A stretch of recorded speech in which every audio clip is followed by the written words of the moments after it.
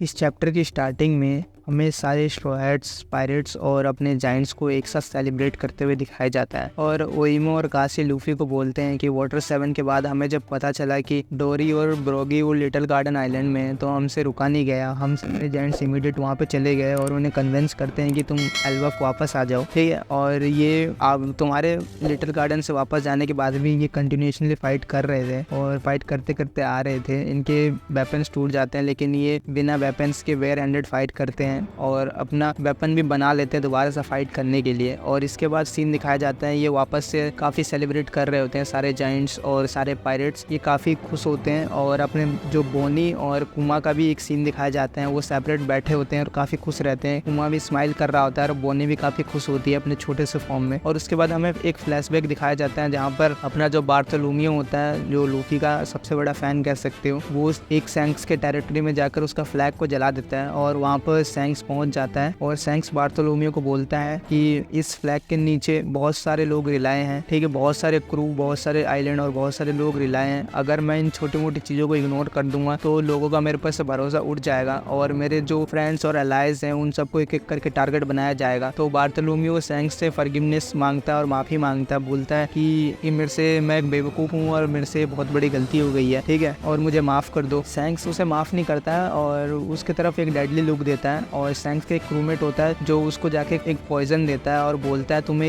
इस पॉइजन को 1 महीने के अंदर लूफी को देना पड़ेगा और इस पॉइजन को जो पिएगा उसको बहुत ज़्यादा दर्द होगा और ब्लड इरप्ट्स होगा और साथ में वो कुछ टाइम बाद वो बंदा मर जाएगा, ठीक है। और यहाँ पे एक शॉकिंग सा सीन होता है क्योंकि बार्थोलोमियो उस पॉइजन को खुद पी लेता है और सैंक्स और उसके सारे क्रूमेट्स और बार्थोलोमियो क्रूमेट्स भी है ना शॉक हो जाते हैं। और फिर बार्थोलोमियो बोलता है लूफी सेनपाई ने मुझे कभी नहीं कहा कि मेरा शेक शेयर करो या फिर मेरा फ्लैग लो, ठीक है, मैं नहीं चाहता कि मेरे फैलाए हुए मैस में वो शामिल हो और साथ ही उनका टाइम बहुत ज़्यादा कीमती है, वो मेरे जैसे पर अपना टाइम वेस्ट नहीं कर सकते। ये बोलता है कि मैं एक मच्छर बन के रहना चाहूँगा जो एक एम्परर के सामने शो ऑफ करते हुए मारा गया। फिर इसके बाद बार्थोलोमियो बोलता है कि काश मैं लूफी सेनपाई को पायरेट बनते हुए देख पाता। और उसके बाद वो अपनी आंखें बंद कर लेता है क्योंकि उसे लग रहा होता है कि वो मरने वाला है। लेकिन जैसे ही वो कुछ टाइम बाद अपनी आंखें खोलता है तो वो देखता है कि सैंक्स के सारे क्रूमेट्स वहाँ से जा चुके होते हैं और वो देख के ये बोलता है कि जैसे मैंने सोचा था कि सारे एम्परर एक जैसे नहीं होते हैं, कुछ एम्परर अच्छे भी होते हैं। और वो अपने क्रूमेट्स को बोलता है कि जल्दी से जितना जल्दी हो सकता है इतना जल्दी यहाँ से चले जाओ और जितना दूर हो सकता है। और इसके बाद सैंक्स और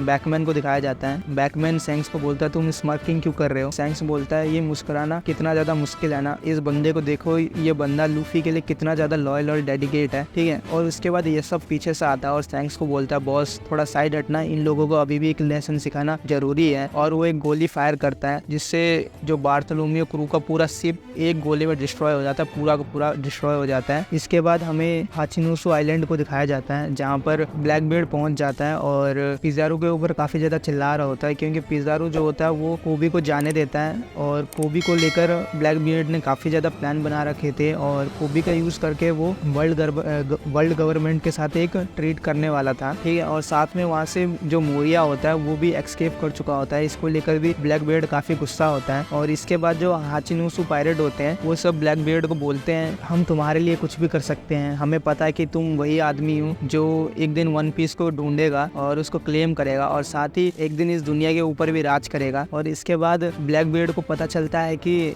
जो गार्प होता है उसको कुजान ने पकड़ लिया और ये न्यूज सुन के ब्लैकबीयर्ड काफी खुश होता है, ठीक है। उसके बाद कुजान बोलता है कि मैं गार्प को मारने के लिए अटैक किया था लेकिन गार्प ने उस अटैक से सर्वाइव कर लिया। और इसके बाद ब्लैकबीयर्ड बोलता है उसको कुजान को कि तुम अपने प्रति कठोर मत हो क्योंकि गार्प को हरा पाना सबके बस की बात नहीं है। और इसके बाद दिखाया जाता है कि गार्प ने जो पुडिंग होती है जिसके 3 आंख होते हैं, ठीक है, उसको भी पकड़ लिया है। इसके बाद सीन शिफ्ट होता है और लाफिते के साथ ब्लैकबीयर्ड को कॉल पे बात करते हुए दिखाया जाता है और लाफिते जो होता है वो नेवी ह्यूमिड शिपिंग हेडक्वार्टर में होता है। और फिर ब्लैकबीयर्ड लाफिते से पूछता है ये रेवोल्यूशनरी आर्मी का क्या प्लान है। तो लाफिते बोलता है कि उनका जो सेज है वो काफी ज्यादा ज़्यादा इफेक्टिव है और इफेक्ट कर रहा है, क्योंकि जो रेड पोर्ट है उनके जो बोंडलास है वो बार बार क्रैश हो रहे हैं, ठीक है। और अभी फॉरेन नेशन के जो शिपमेंट है उनको भी रोक दिया गया है। नेवी फूड को सिक्योर कर रही है, लेकिन बोंडलास को टूटने से रोक नहीं पा रही है, क्रैश होने से रोक नहीं पा रही है। इस हालत में ऐसा लगता है कि जो सेलेस्टियल ड्रैगन है वो बहुत जल्दी भूखे मरने वाले हैं। तो ब्लैकबीयर्ड बोलता है अब इन सबको ये सब देख के अब हम टाइम वेस्ट नहीं कर सकते हैं और तुम रेडी हो जाओ। तो लाफिता बोलता है ठीक है मैं समझ गया। इसके बाद कैटरीना और वान को दिखाया जाता है जो अपने ब्लैकबीयर्ड पायरेट से होते हैं। वो वापस से हाचिनोसु आइलैंड पहुंच जाते हैं और इनके साथ अभी कैरेबू भी होता है। और इसके बाद सीन दोबारा से शिफ्ट हो जाता है और हमें पता चलता है कि जो अपने स्ट्रॉ हैट्स और जायंट्स हैं वो एग हेड से निकल चुके हैं। ऑलरेडी 2 दिन हो चुका है, लेकिन वो अभी तक एल्बफ के कहीं आसपास भी नहीं पहुंचे हैं। तो और उसके बाद ये पता चलता है कि जो अपना 1000 सन है वो भी गायब हो चुका है और अपने उसके अंदर जो अपने स्ट्रॉ हैट्स पायरेट्स थे, जो 6 मेन पायरेट्स हैं, वो भी गायब हो चुके हैं। और उसके बाद ये दिखाया जाता है कि नामी बेहोश या सोई पड़ी है और उसको कोई जगा रहा होता है और नामी जगती है और वो देखती है कि वो एक मिस्टीरियस से रूम में है और उसके कपड़े भी चेंज हो चुके होते हैं। और ये जो चैप्टर है यहीं पर खत्म हो जाता है।